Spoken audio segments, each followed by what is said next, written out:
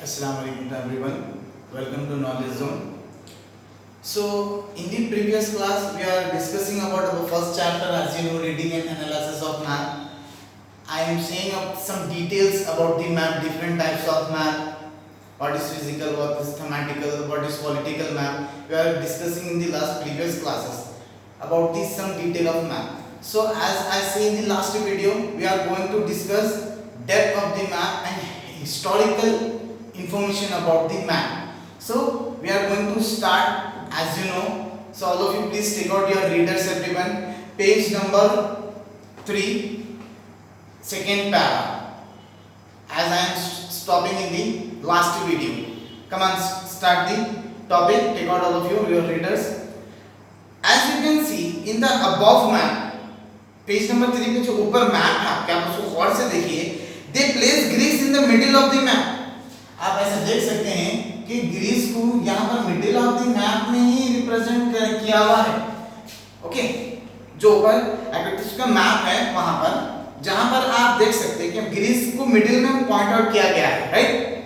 They also divided the world into 3 continent, Europe, Libya जिसको Africa बोल रहे हैं, and Asia, all of which were separated by the Mediterranean Sea. Okay, so they also divided the world into 3. उसमें आप देख सकते हैं कि यहाँ पर 3 हिस्सों में डिवाइड है, एक यूरोप, एक लीबिया, एक Asia.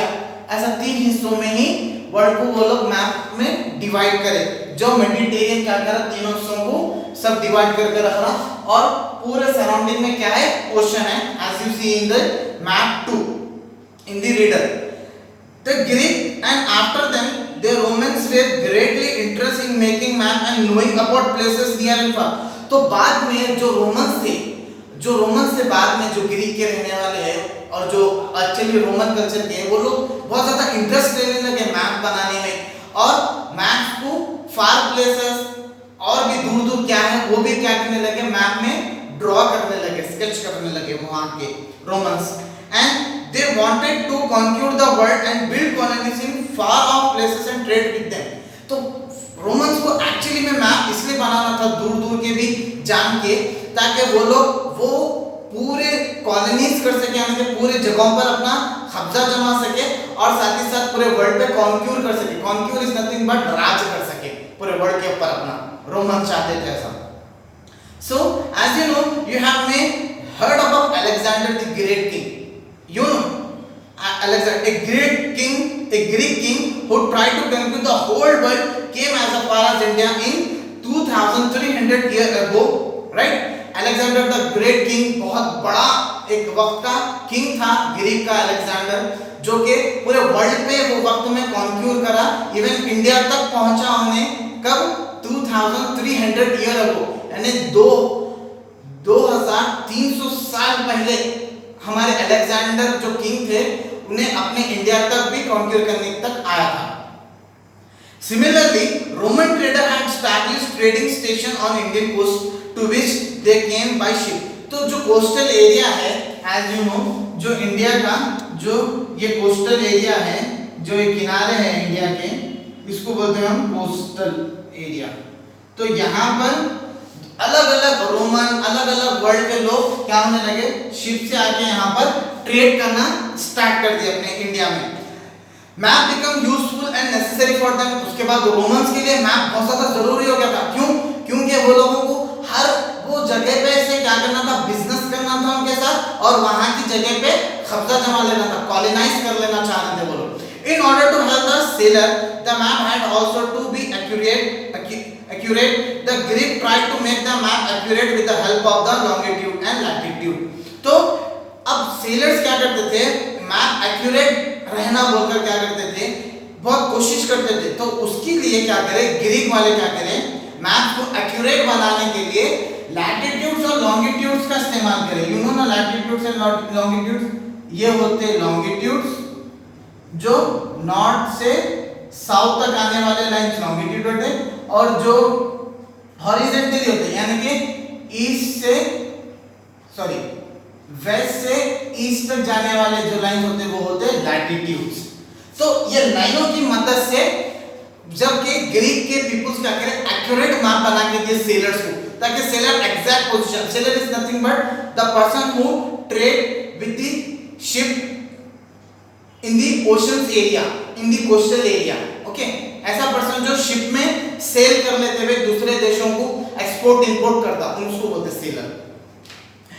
Let us see how this was done. अब हम मालूम करेंगे कैसा ये बना। They try to find out set of places where the midday occur at the same time।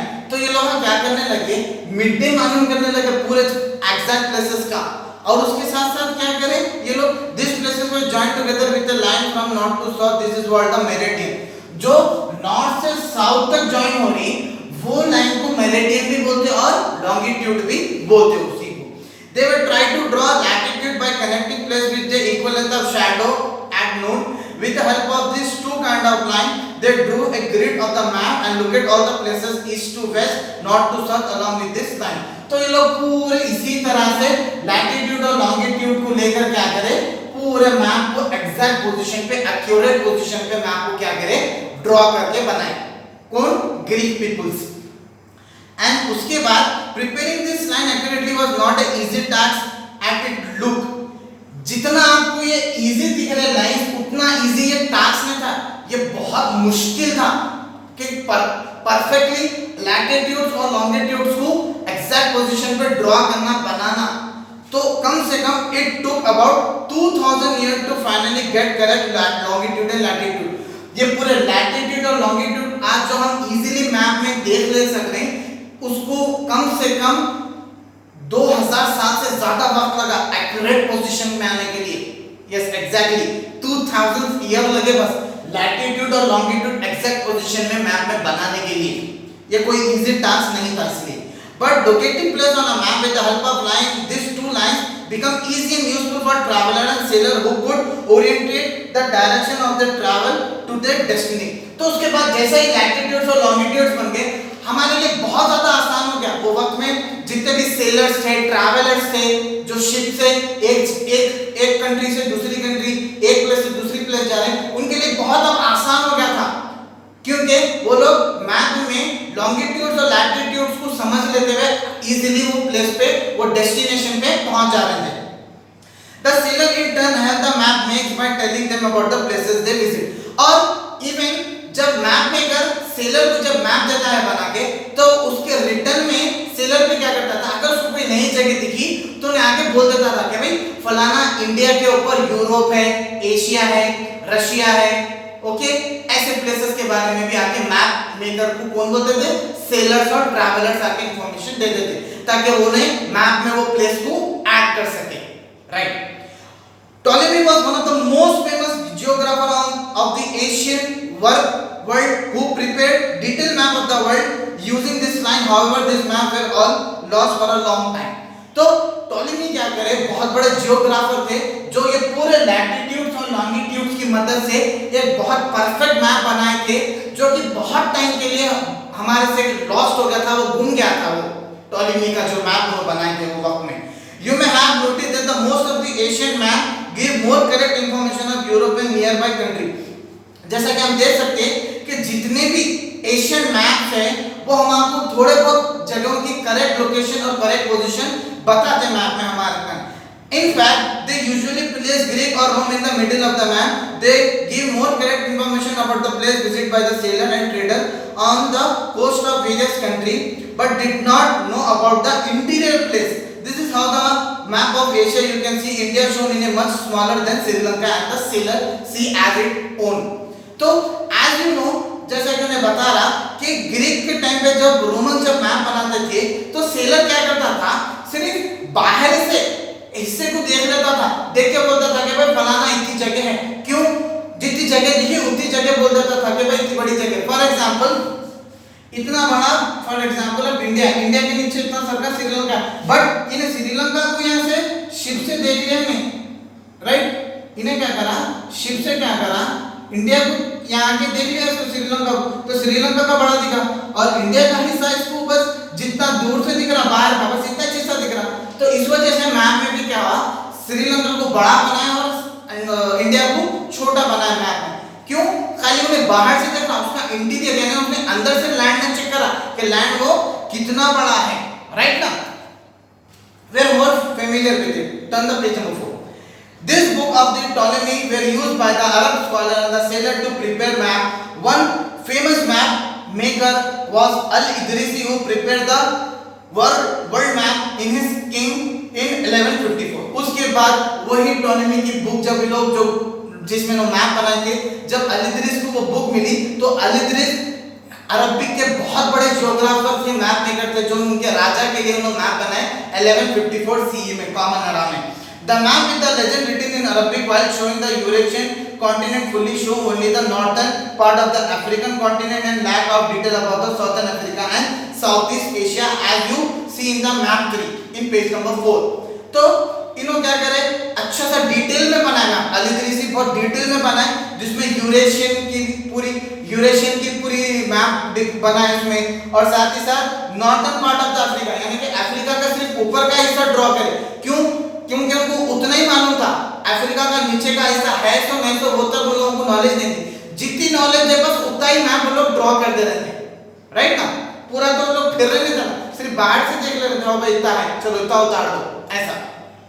There are many interesting things about in this map. Firstly, it shows the south toward the top of the map and north toward the bottom of the map. अगर आप map 3 में देखेंगे तो interestingly क्या बात है, वो तो पहले के टाइम में मैप को क्या करते थे, डायरेक्शन अपोजिट हुआ करते थे. क्यों, वो तो हमेशा नॉर्थ ऊपर आता था, मगर ये पहले के जो अल-इद्रिस मैप बना इसके अंदर साउथ ऊपर है और नॉर्थ नीचे है. वो किस लिए बताया गया, वो तो it place Arabia prominently in the centre of the map. वो इसलिए बनाया गया ताकि उनका जो अरब का शहर था, अरेबिया जिसको बोलते हैं अरब का शहर था, वो बीच में आने के लिए इन्होंने डायरेक्शन भी बदल दी, नॉर्थ को साउथ कर दिया, साउथ को नॉर्थ कर दिया. Okay, and the next paragraph we will discuss in the next class. So till then have a good day, have a great day, stay safe and stay secure.